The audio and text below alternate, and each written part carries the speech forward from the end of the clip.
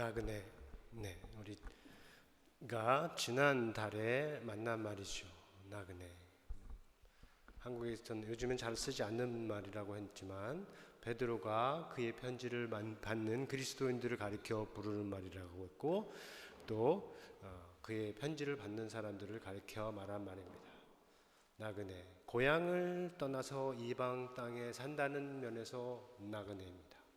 또한 죄악이 많은, 심지어는 가득한 세상에서 예수를 믿고 복음에 합당하게 살려고 한다는 면에서 나그네입니다. 오늘 이 자리에 모인 우리 여러분 모두, 저와 여러분 모두에게도 다 적용되는 말이죠. 우리는 한국인으로서 영국에 사는 나그네요. 또한 천국을 본향으로 삼아서 이 땅에서 살고 있는 나그네입니다. 쉽게 말하면 예수를 믿는 순간 우리는 이 땅에서 나그네가 된다라고까지 얘기를 할 수가 있습니다. 자, 나그네. 모든 나그네에게는 돌아갈 집이 있어요. 돌아갈 집이 있습니다. 여러분에게도 있죠? 돌아갈 집이. 그렇다고 해서 지금 나그네처럼 살고 있는 이곳의 삶이 중요하지 않다 하는 것이 아니죠. 오히려 반대입니다. 돌아갈 집이 있기 때문에 이곳에서 더 즐겁게 지내고 더 기쁘게 살 수 있다 하는 생각을 가질 수 있습니다. 이 두 가지 측면을 잘 담고 있는 것이 천상병 시인이 쓴 귀천이라는 시입니다. 우리 청년들은 잘 들어보지 못했을 시일 것 같은데, 이 나그네 삶을 아주 잘 표현하고 있기 때문에 끝 소절을 한번 인용해 봅니다.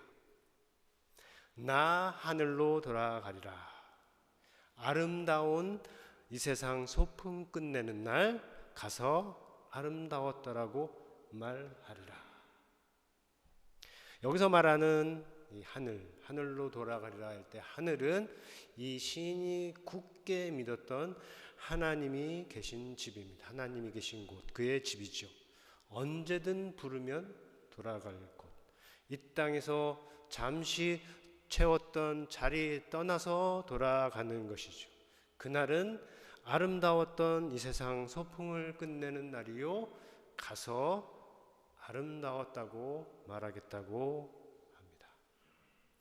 사랑하는 성도 여러분, 나그네라는 말과 또 귀천이라는 이 시 앞에서 우리 자신을 살펴볼 수 있기를 원합니다.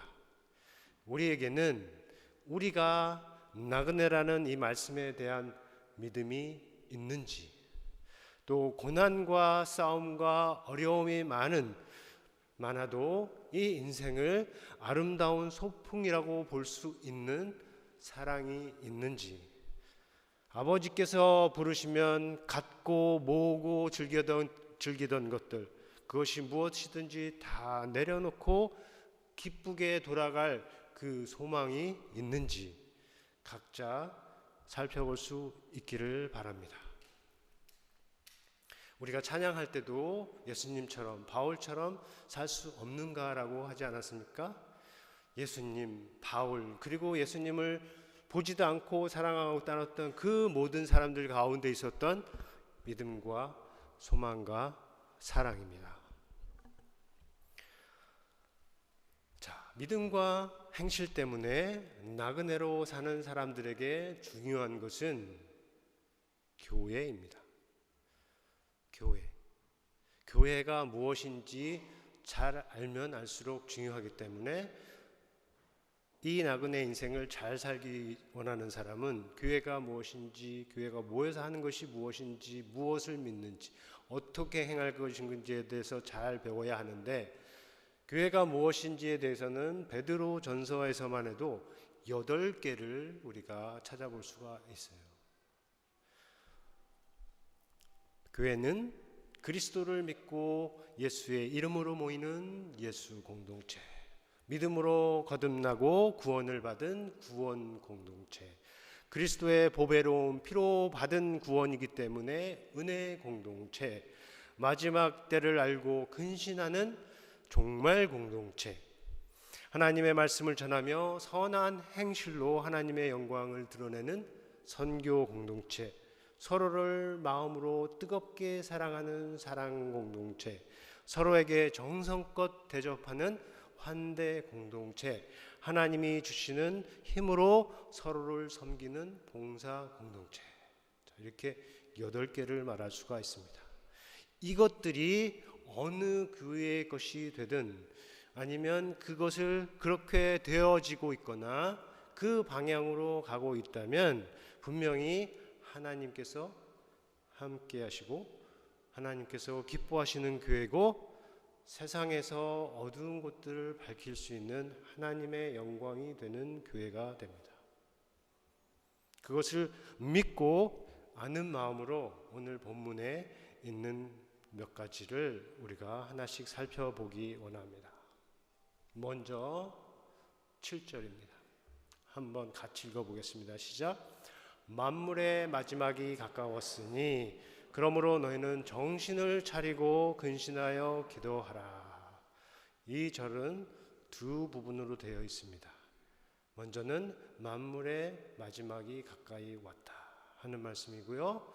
그 다음은 너희는 정신을 차리고 근신하여 기도하라 하는 말씀입니다. 이 둘은 이해를 위해서 서로 함께 읽는 것이 맞습니다. 만물의 마지막이 가까웠으니 이렇게 하라. 정신을 차리고 근신하여 기도하라. 왜냐하면 만물의 마지막이 가까웠기 때문이다. 이렇게 같이 읽는 것이 좋은데, 자, 만물의 마지막에 가까웠다 하는 이 말씀은 학자들 사이에서도 여러 의미로 해석되지만 우리는 17절 말씀을 따라서 하나님의 집에서 심판을 시작할 때가 되었다, 가까이 왔다 라는 말로 이해를 할 수가 있습니다. 그 심판은 구원과 멸망을 결정하는 것이기 때문에 경건하지 않다고 하는 죄인만 아니라 의인도 받을 심판이고, 하나님의 복음을 순종하지 않는 사람만 아니라 또한 순종한다고 하는 사람도 받을 심판, 형벌이 아니고 심판이라는 것이요. 또한 공의로운 심판이기 때문에 당시 예루살렘을 공격한 로마인은 죄인, 공격을 당한 유대인은 의인, 그런 방식으로 되지 않습니다. 하나님께서 보실 때는 유대인 중에도 멸망을 받을 죄인이 있었고 이방인 중에도 구원을 받을 의인이 있었습니다. 마찬가지로 그리스도인이라면 의인, 비그리스도인이라면 죄인, 이런 도식도 없어요. 실제로는 반대의 경우도 많습니다. 이 말씀에서 누구에게든 중요한 것은 정신을 차리고 근신하여 기도하는 것이다 하는 것입니다. 이 말씀, 정신을 차리고 근신하여 기도하라는 말씀은 번역으로 보면 명령문이 3개죠. 정신을 차리라, 근신하라, 기도하라. 하지만 원어로 보면 둘이에요. 정신을 차리라, 그리고 근신하라. 또 근신하라, 이 말은 한국말로 이해하면 말이나 행동을 삼가고 조심한다는 것이에요. 그것도 틀리지 않지만 여기에서는 깨어 있으라 하는 말씀으로 이해하면 더 좋습니다.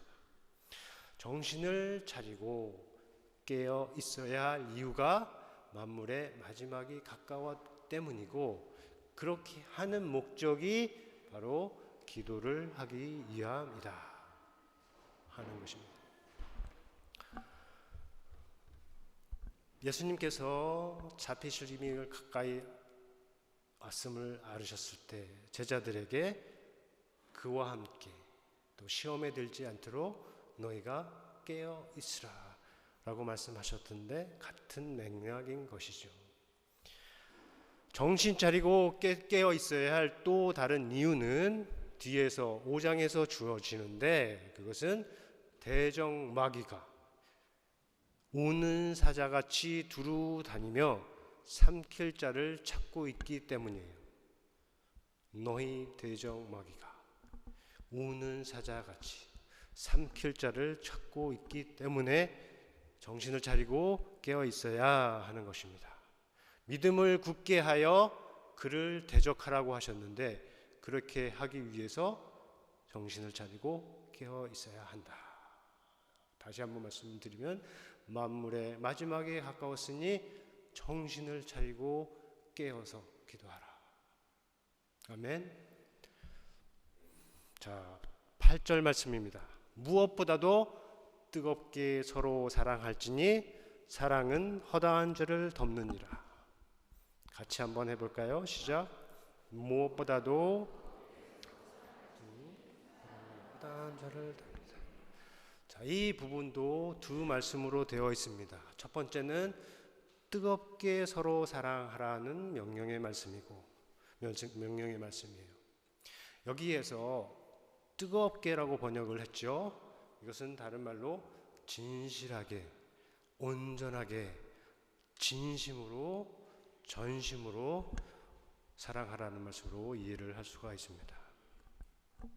이 말씀의 뜻도 제대로 이해하려면 앞선 7절의 말씀과 연결해서 생각하면 좋은데 7절의 말씀이 가리키는 것은 교회가 종말 공동체의 힘을 알려주는 거죠. 네, 이 마이크 잘 들리나요?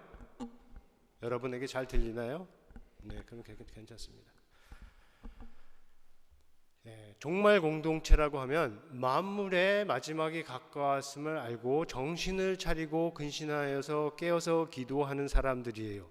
믿는 자이고 하나님께 소망을 두는 사람들이고 진리를 따라서 영혼의 깨끗함을 받은 사람들이고 그리고 거짓 없이 형제를 사랑하기에 이른 사람들입니다. 교회가 종말 공동체에서 그런 사람들입니다.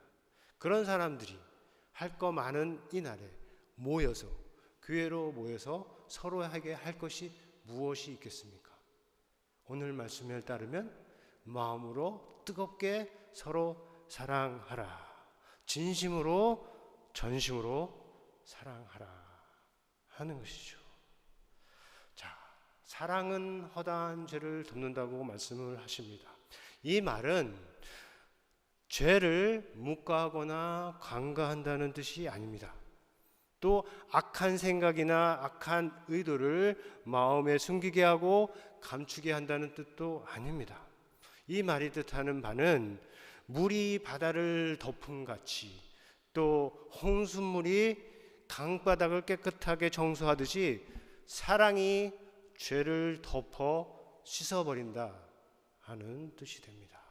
우리에게 적용한다면 만물의 마지막이 가까이 온 때에 예수의 이름으로 모인 우리가 서로를 대할 때 어떻게 해야 하느냐, 누가 잘못했는지, 누구 죄가 더 큰지, 어떤 죄가 더 큰지 시시비비하지 말고 허다한 죄를 덮는 이 사랑으로 서로를 용서하고 사랑하라 하는 것입니다. 우리의 본성에 거스를 수 있고 따르기에 어려운 말씀이시지만 이 말씀에 따름에 하나님께서 약속하신 축복이 있는 것이죠. 여러분들이 모두 아멘으로 따를 수 있기를 바랍니다. 그래서 무엇보다도 여러분도 서로를 뜨겁게 사랑할 수 있는 공동체가 우리가 다 되기를 바랍니다. 자, 다음 말씀은 9절인데 아주 짧지만 오늘의 주제의 말씀이 됩니다. 함께 읽어보겠습니다. 시작. 서로 대접하기를 원망 없이 하고. 자, 이 말씀도 두 부분으로 되어 있는데 하나는 원망 없이, 그리고 다른 하나는 서로 대접하라. 서로 대접하라, 원망 없이. 자, 여기서 대접하라라고 하는 말씀이 있어요. 이게 번역어인데 이미 여러분이 가지고 있는 대접이라는 의미하고 이렇게 연결해서 생각을 할 수가 있는데 성경적으로 생각을 해보면 이 대접하라는 말은 한 군데서는 나그네를 대접하라, 한 말인데 한 군데서는 나그네를 대접하라. 장로들과 감독들을 갖춘 자격을 얘기할 때 나그네를 대접하는 일을 잘하는 사람, 이게 자격 요건 중에 하나예요. 그리고 또 한 곳에는 손님을 대접하라. 이렇게 총 5번 나오는 중에 2번은 나그네를 대접하라, 2번은 손님을 대접하라는 말로 이렇게 사용됩니다. 이렇게 사용되는 이유는 대접하라는 이 말에 헬라어에는 2개의 단어가 같이 있는 거예요. 하나는 사랑이라고 하는 단어 필로스가 있고, 그리고 다른 하나는 나그네, 손님, 이방인으로 번역할 수 있는 제노스가 이렇게 2개가 같이 해서 나그네 사랑, 손님 대접, 이방인 사랑 이렇게 되는 겁니다. 그래서 한 군데서는 나그네를 대접하라, 다른 곳엔 손님을 대접하라 이렇게 얘기를 하고 있는 것이. 그리고 우리 본문에서는 어떻게 말을 하고 있나요? 나그네도 없고 손님도 없어요. 그냥 대접하라만 있고 그 앞에 붙은 것은 서로 대접하기 이렇게 말을 하고 있는 겁니다. 무슨 뜻인가요? 서로를 대하는 데 있어서 나그네나 손님을 대하듯이 따뜻하게 맞아주고 정성껏 대접하라 하는 말입니다. 쉽게 말해서 서로에게 잘해주라. 잘 아는 사이든 처음 만난 사람이든 가까운 사람이든 먼 사람이든 서로라고 부를 수 있는 모든 사람에게 잘해주라. 교회 안에서 종말의 때를 살아가는 사람들로서 그렇게 서로 대접하기는 교회를 세우는 데 있어서 아주 중요한 요소가 됩니다. 그런데 이것이 잘못 적용되면 교회에 큰 문제가 될 수 있어요.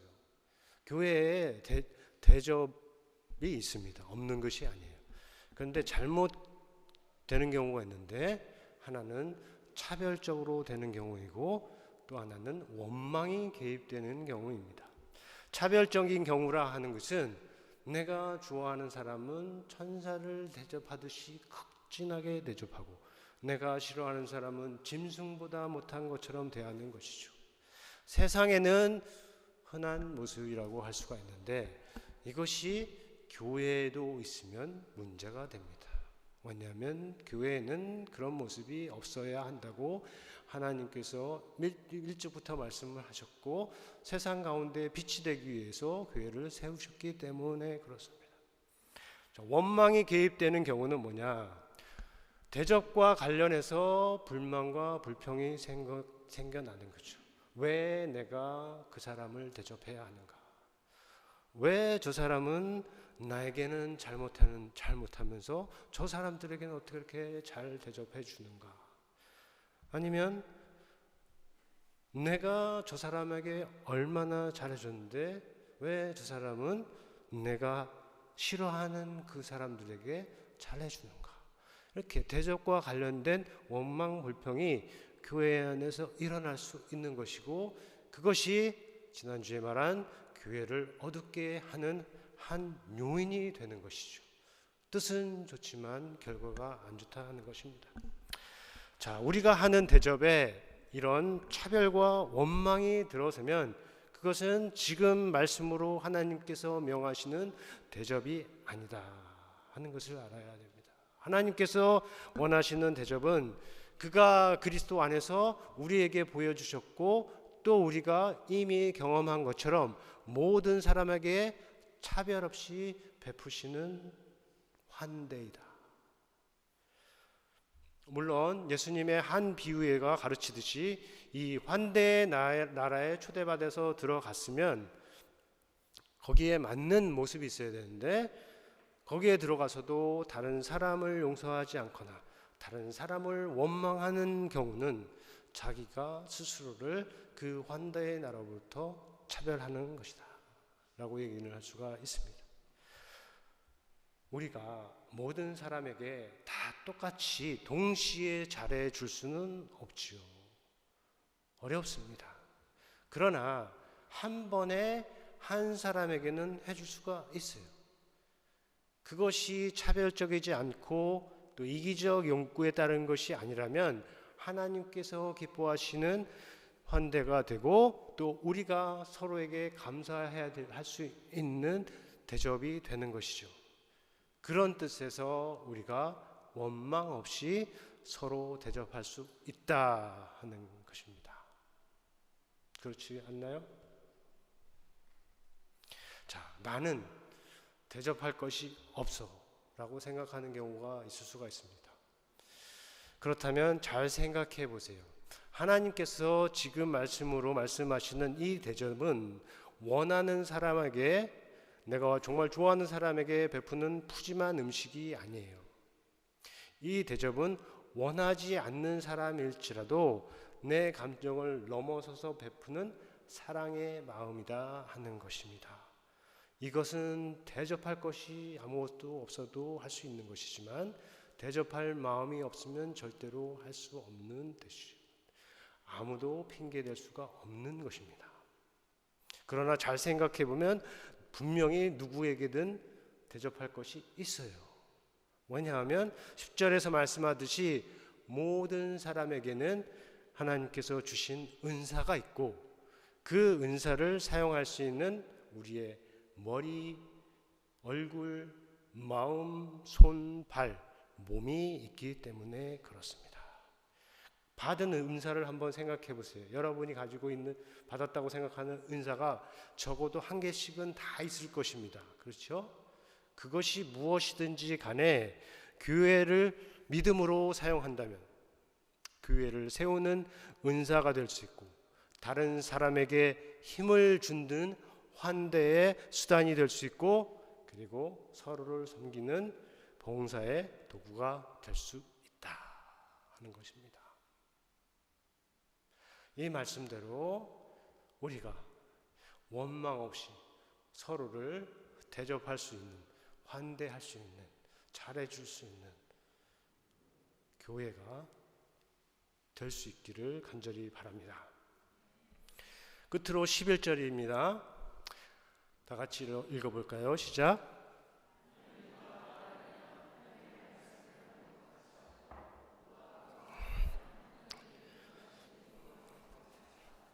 이는 범사의 예수 그리스도로 말미암아 하나님이 영광을 받으시게 하려 하매니 그에게 영광과 권능이 세세 무궁하도록 있느니라. 아멘.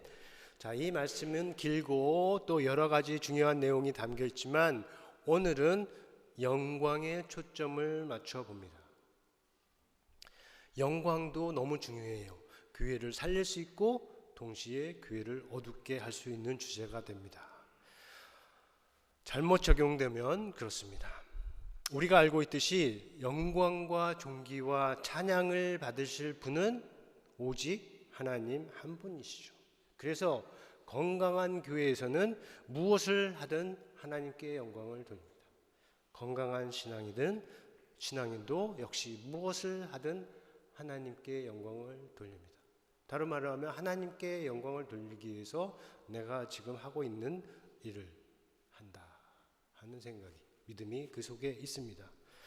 그런데 하나님 대신 자신이 인정을 받고 높임을 받고 영광과 찬송을 받으려 하는 경우가 있습니다. 스스로를 불행하게 만드는 길이죠. 그런 사람들은 자기가 다른 사람의 미움을 받지 않고 비난을 받지 않아도 누군가 다른 사람이 높임을 받고 칭찬을 받으면 싫어해요. 그래서 칭찬받는 그 사람을 사랑할 수도 없고 칭찬받는 그 사람에게 대접을 할 수도 없는 안타까운 상황이 되는 것입니다. 자, 왜 그럴까요? 왜 그럴까요?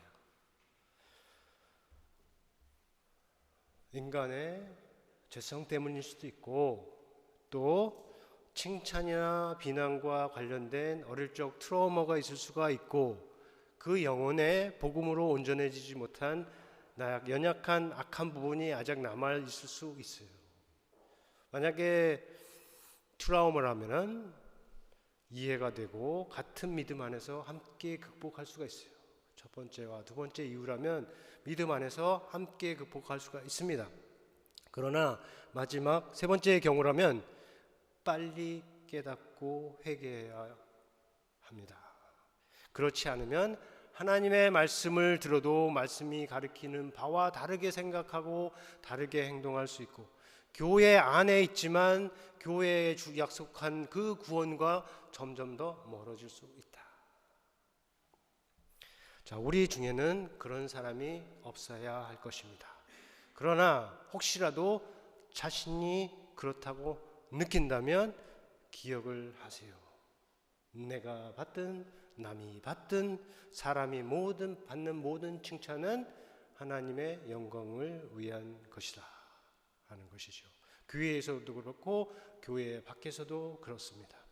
혹시라도 내 자신이 이 존귀와 영광과 찬송의 자리에 앉아 있다면 그 자리를 빨리 하나님께 돌려드리는 것이 이 복음이 약속한 축복된 삶의 첫 단계이다 하는 것도 함께 기억할 수 있기를 바랍니다.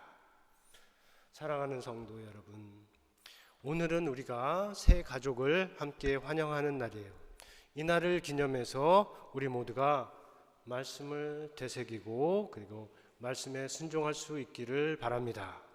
그래서 그동안 잘 하지 못했다면 이제부터는 정신을 차리고 근신하여 기도하는 교회, 허다한 죄를 덮는 사랑으로 서로를 뜨겁게 사랑할 수 있는 교회, 원망 없이 서로를 대접하는 교회, 각각 받은 은사를 따라서 서로 봉사하는 교회, 그리고 무엇을 하든 하나님께서 주시는 힘으로 하고 그리스도로 말미암아 하나님께 영광을 돌리는 교회, 그리고 우리 인생 각 사람이 되기를 예수님의 이름으로 축원합니다. 우리 들은 말씀 생각하면서 함께 거듭의 기도 시간 갖겠습니다.